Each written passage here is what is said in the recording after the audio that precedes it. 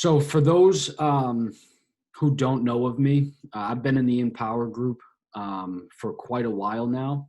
So I appreciate Nani just letting me come on and discuss and really talk about merchant services. Nice, there goes my sign. But really, one thing to understand is it's definitely a industry that is very foreign for those that aren't inside of it, right?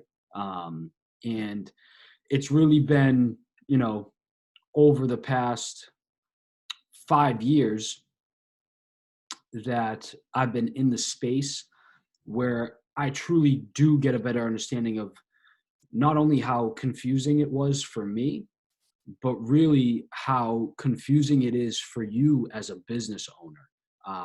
So that's really the purpose of these tips, the purpose of this call, as all calls I may be on in the future.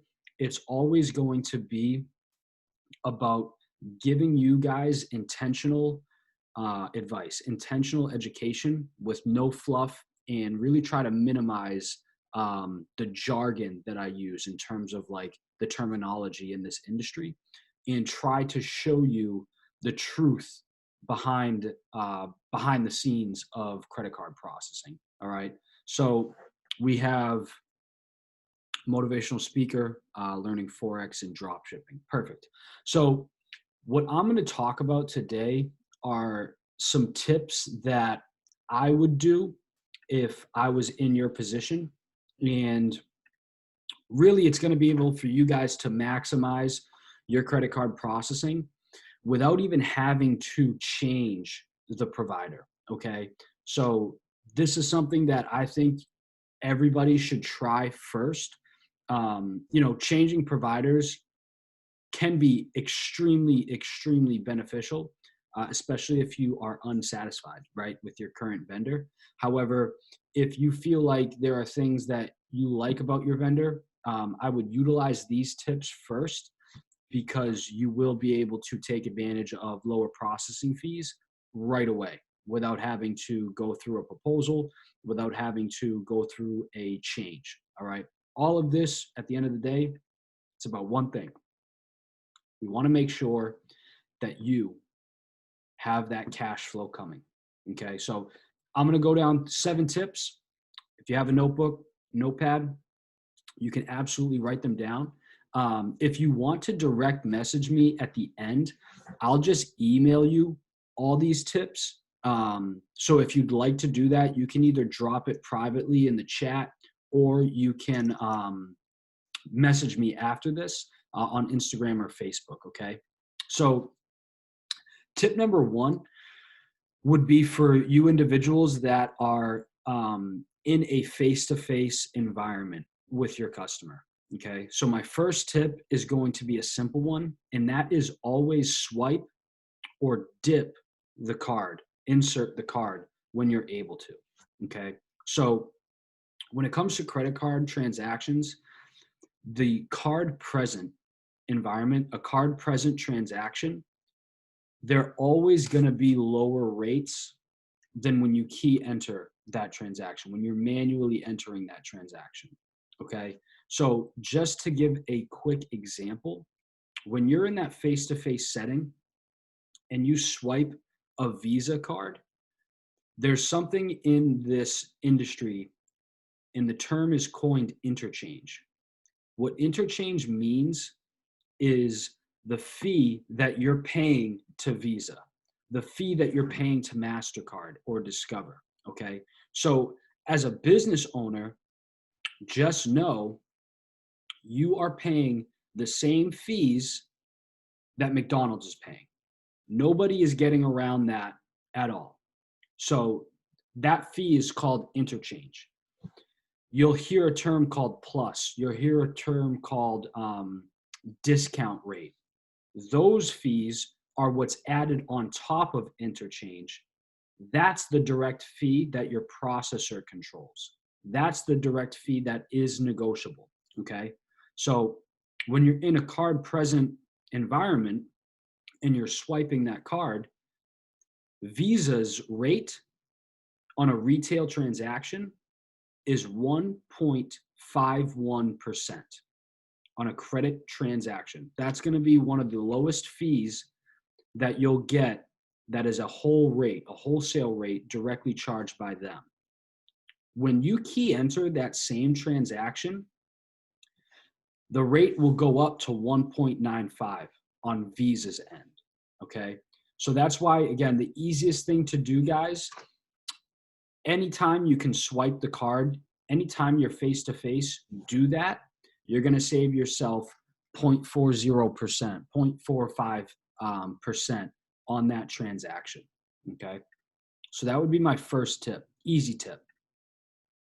Secondly, all right, I want you guys to start using what's called AVS. Always use AVS. AVS stands for Address Verification System, okay?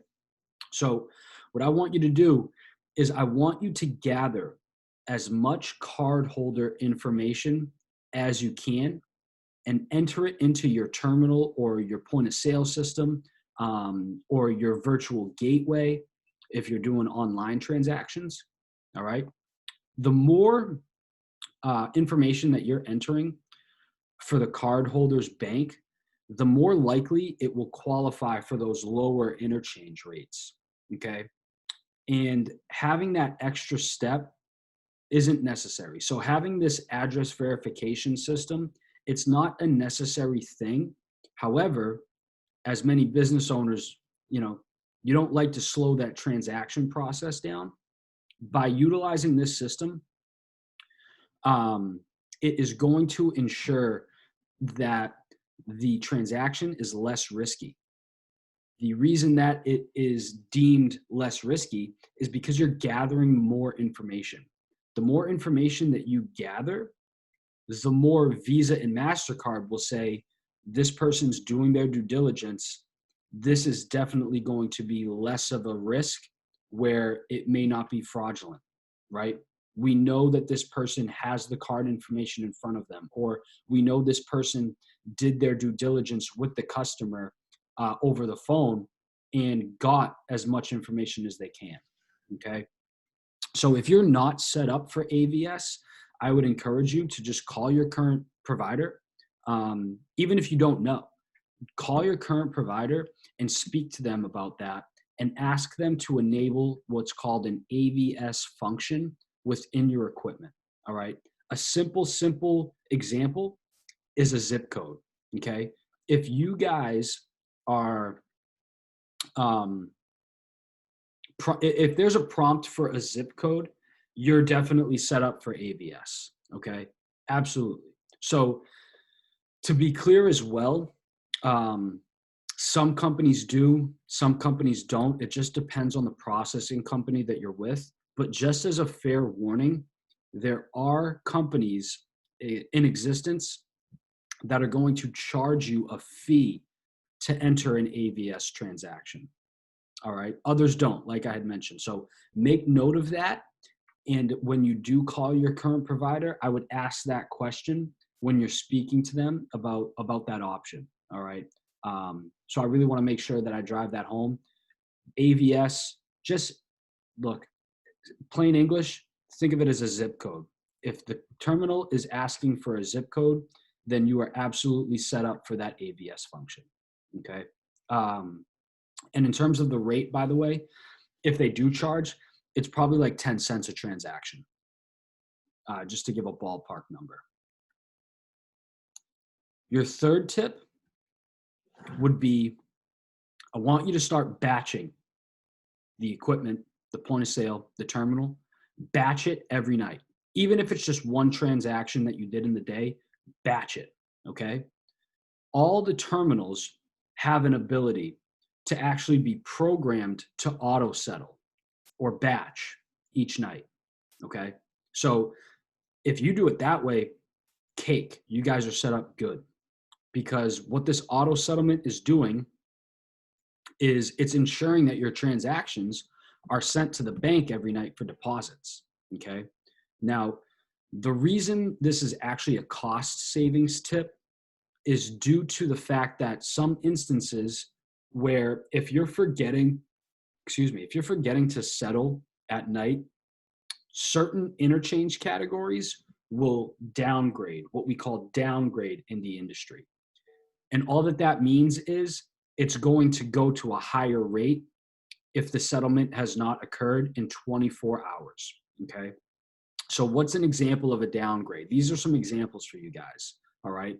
One example is, like I just mentioned, you're not settling the terminal or the monies. You're not sending it to the bank in a required time frame. Okay. Another example of a downgrade goes back to tip number 2. You're not inputting an AVS function. And then a third tip, a third example of downgrade would be an authorization amount not matching the settlement amount. All right. So always, human error, right? We're human. There's always going to be human error. So make sure that all your sales are matching up to the settlements that go in at the end of the night.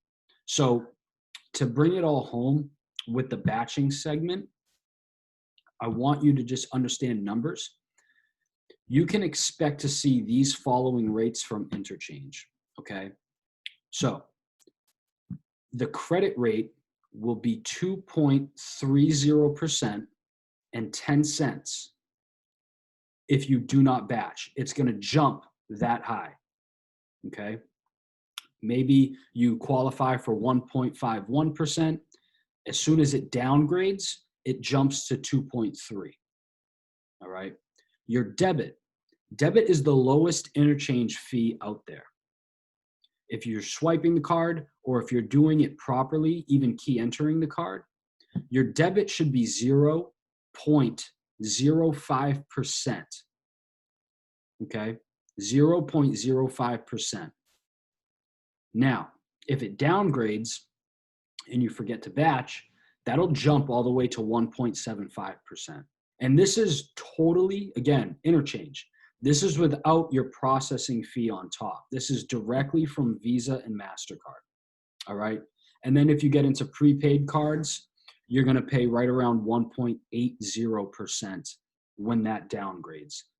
Prepaid is kind of rare, but it does occur in the space. So I just want to make sure that all of those numbers are pretty clear here, just so you can take note of that.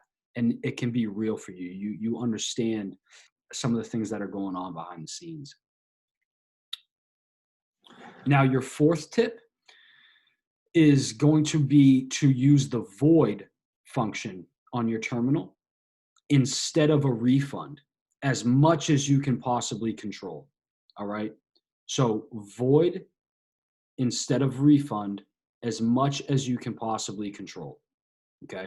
So an unauthorized transaction, it can be voided. All right. There is a time frame when you can void that transaction where you don't have to refund it. Okay. Now, using the void transaction or using the void function, it's going to allow you to save on your processor's fee from being applied to the sale. Okay. If you refund the transaction, you still have to pay both interchange and the processing fee on top of that. So, like I had mentioned before, the merchant discount rate is the rate charged to a merchant for paying for the payment processing services on either debit or credit card transactions. Just keep that in mind, okay? So try to make it real, just so you understand. You're in a retail environment. Visa charges 1.51% and 10 cents. Your payment provider, let's just say for numbers, maybe they charge 0.039% and 10 cents. That's the discount rate. So your total fee on that transaction is actually 1.90% plus 20 cents. Okay. As long as you have not closed the batch for the night or for the shift, I know some people do by shift, then your void is only going to be that interchange fee without the payment processor added on top. Okay. And if I'm going too fast, please slow me down. If you have questions, stop me, ask them. All right. Tip 5. Okay. I want you guys to start making sure that your merchant account is even set up properly. All right. Like I've been saying, there's different environments in this industry.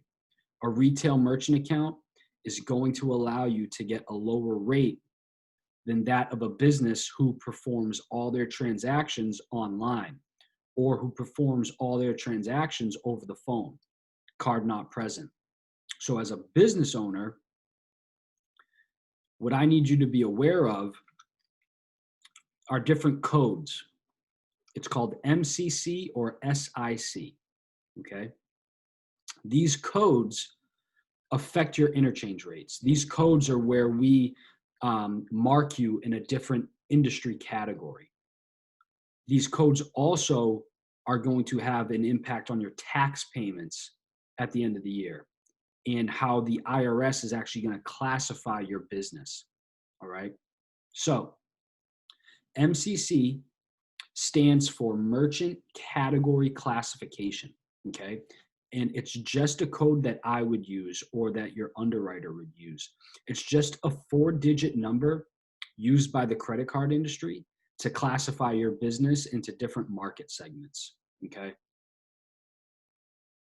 And again, the relevance to it is that it not only measures risk, but it's going to put you into an industry category. Okay.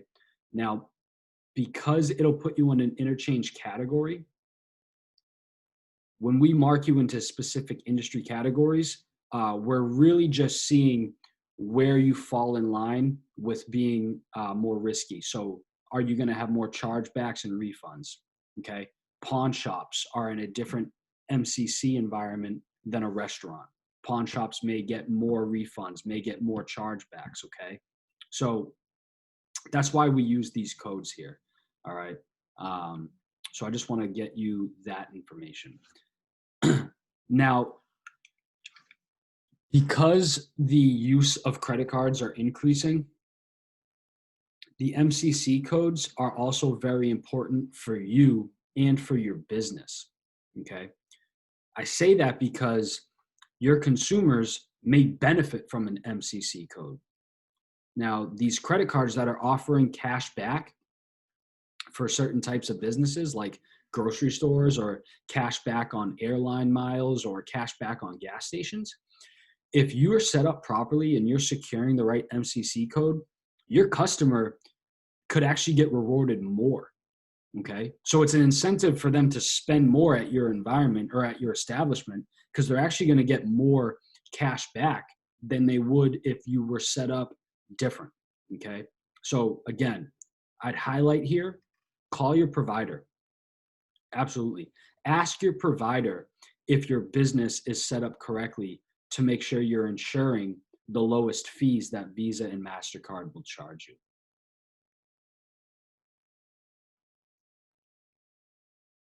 All right, drop shipping. I'll get into some of the drop shipping. Drop shipping is a little, it's tricky, but just reach out to me. We'll talk after this. So we're going to go to step 6 or tip 6. Tip 6 is just reduce your chargebacks. Okay. That is a very, very easy one. Because reducing chargebacks is really making sure that you're responsive. Reducing chargebacks is making sure you're responsive. It's making sure you are holding your highest integrity. So that's one thing I would do for sure. Outside of being responsive, I would absolutely make sure that if you're face-to-face, you would have your return policy set up. Okay. So if you are face-to-face, make sure your return policy is set up and your customers are able to see that. Okay. It's going to keep all your essential contact information on display at all times for your customers. And it's the same thing when you're online. Same thing when you're online, right? At the bottom of the page, you'll have all of your proper return policies, all of your contact information. You really just want to make sure here that you're clearly communicating the fulfillment and the delivery steps of your process. Okay. It just ensures confidence. It ensures confidence to your customer and trust. All right. So easy thing, which I'm sure a lot of you have already. Again, if you're like a restaurant or anything like that, no one really gives a charge back to a meal. You know, you either like it or you don't. No one eats the whole steak and then charges everything back. That's stupid. So definitely, if you're online, have all of that clearly stated. Okay, a chargeback per incident. All right, this is per incident. A chargeback could be $40 on average per incident. So making sure you have all of that language stated, it really does go a long way. My final tip, tip 7, make sure you're PCI compliant. All right, PCI compliant. So from the whole inception, PCI compliance has probably been around for I'd say 7 to 10 years now. From the inception of it, it was put in place to help regulate the credit card industry and really to start to improve payment security within the industry. So PCI compliance, it applies to any business regardless of the size, regardless of the transaction volumes, or even regardless of the industry, okay? The chief aim for PCI compliance, the chief aim is to reduce, it's to lessen the liability of the small business owners in the event of theft, in the event of fraud, in the event of a data breach. All right. So just make sure you're talking to your provider about that. Okay. So to ensure that your organization is PCI compliant, you're going to have to pass quarterly scans of the network. So whether you're using a point of sale system, whether you're using a shopping cart, whether you're using an online gateway, whatever that equipment is, you need to pass a quarterly scan of PCI compliance to those networks, as well as you need to submit an annual SAQ form. Okay. SAQ stands for Self-Assessment Questionnaire. Now, again, my recommendation, pick up the phone, contact your provider. Okay. I would ask them if you're PCI compliant. I would also ask them if the SAQ form, if it's something that they can do for you or at least assist you with and walk you through on your behalf, because it is definitely a very confusing process and can become very time consuming. All right. So you want to make sure you're finding the proper company that's going to have no issue to do this on your behalf. Okay. And if you don't do these standards, if you don't meet these requirements, pretty much in a nutshell, you'll find yourself out of compliance.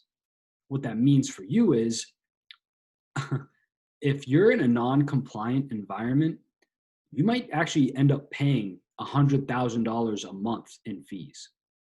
And your bank, they may end up just ending your relationship. They'll either end your relationship or they could raise the cost of transaction fees. So they take it very seriously. So not only will you be liable for all of those monies, but your credit card provider, they're going to charge you a fee on top of that for being non-compliant. So you're going to owe fraudulent transaction fees, and you're going to get hit with a fee, a non-compliant fee that will range from $9.99, I've seen, to $49.99 per month. Okay. I do want to add one quick note. It's very hard to get PCI compliant with Square, Stripe, or PayPal, especially to get in touch with them. So I just wanted to let you guys know about that, just because I know a lot of entrepreneurs, that's where you guys are starting. I know a lot of you guys think those are the only options out there. They're not. They may be the most convenient, the most easy, but there's definitely a lot of other features and a lot of other benefits, a lot of other systems that you can be utilizing with a different partner. Okay. Those are 7 tips, and I want to leave you with a bonus tip. And this does not apply to everybody, so that's why it's a little bit of a bonus. And that's enhancing your level 2 and level 3 processing, okay? Again, this does not apply to everyone. Recently, I actually was able to get a software that actually does make it able for everybody to use, but let's just say it's not, okay, for now. Let's just say it's not for now. The individuals that are in specific codes or specific industries that have a bigger portion of their credit cards being ran from a business account or a corporate account or a purchasing card, those are the people that are really going to benefit here. So really it's going to be an environment that's mainly card not present. You're key entering the transactions, and you're going to see a reduction from Visa. Okay, you're actually going to receive a reduction from that wholesale rate. So as we've learned, the more information that we're giving to them, the less of that rate you're going to have to pay. Okay, the greater card data that you enter, they're going to say this is less risky because this person's doing their homework and doing their due diligence. So what I want to leave that with is examples. Level 2 processing requirements. You're going to add, in addition to what you're already asking, in addition to AVS, right? Level 2 processing requirements will ask a tax amount. It may ask for a tax indicator. It will ask for a customer code, and that's specifically when you're dealing with a purchase card, or it'll ask for a tax ID. When you're getting into those types of realms of enhancement, you just fell into level 2 processing, okay? Level 3 processing, you must do all of the level 2, and then on top of that, you will need to enter either a product code, an item quantity, an actual description, unit of measurement, a debt indicator. There's a lot of different questions that they're going to ask you. Okay, so look, like, right, you're probably sitting down right now, and you know that this does not apply to you. So that's why this is kind of a bonus. Okay, and I know it comes off as a lot of information and a lot of data to collect from the customer, but just be assured that some processors and some partners that you're with, they'll actually set this system up for you in order to streamline that process. And that's something that I was just talking about earlier, where we're opening it up to a lot more industries because we have the software to automatically do that. So even if you are in a restaurant or you are doing retail and your customer is using a business card, we're going to pick up on that without you having to input all that data. This is maybe a week or 2 weeks old, this new system. So I just want you guys to be aware of that as well. And then be aware as well, these aggregator models like Stripe and PayPal, they're not going to be doing or inputting this type of data. Okay. So businesses taking this type of transaction, making the numbers right for you guys, card not present. Say it's a Visa card, 2.4% and 10 cents without the level 2 or level 3 information, okay? 2.4% and 10 cents. When you get to level 2 and level 3, it goes from 2.4 to 2.10 and 10 cents. So look, business to business guys dealing with these cards, this is definitely something that is beneficial for your business. And I would call your provider to see if they have the right systems. I'd call your provider to see what software they could use to really make sure that all of that information is there. And if you want, off of here, if you want to talk to me about how we end up doing that automatically, it's a new software, it's no cost. And it's been very beneficial for some of these restaurants that are seeing more and more frequent cards like these in their environment. So those are some of the tips I wanted to leave you guys with. Let me know if you have questions, if anything's going on in your head right now. Please drop it in the chat. We can talk about it now. Or just message me. Message me in the group, in the Empower group. Message me on Facebook. Message me on Instagram, at the Mark Forster on Instagram. So keep in contact with me. There's a lot that goes on behind the scenes when it comes to payment processing. A lot of stuff, obviously, I didn't cover today. These are easy things that you can do right now to lower your payments and lower your fees without having to switch over anything at all. Okay. Again, I'm Mark Forster with Overnight Success University. Nani, I appreciate you having me here. I appreciate you having me be in the group of Empower. Guys, lock into this group now more than ever. The community is going to have all of our backs. It's really important to start networking with everybody right now. Really start building out your community, fostering these relationships. Okay. If you have questions, reach out. I hope this was helpful, and I'll catch you guys on the next class.